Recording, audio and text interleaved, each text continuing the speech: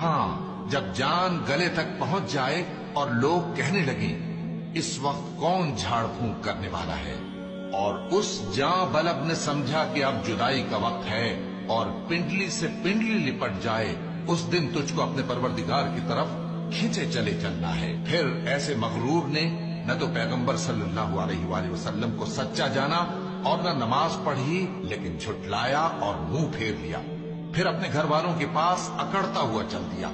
خرابی ہے تیری، خرابی پر خرابی ہے، پھر خرابی ہے تیری، خرابی پر خرابی ہے۔ کیا انسان یہ خیال کرتا ہے کہ اسے یوں ہی چھوڑ دیا جائے گا؟ کیا وہ منی کا جو ٹپکائی جاتی ہے ایک قطرہ نہ تھا، پھر لوتھڑا ہوا، پھر اللہ نے اس کو بنایا سو اس کے اعضاء کو درست کیا، پھر اس کی دو قسمیں بنائیں، مرد اور عورت۔ کیا اس کو اس بات پر قدرت نہیں کہ مردوں کو زندہ کر دے؟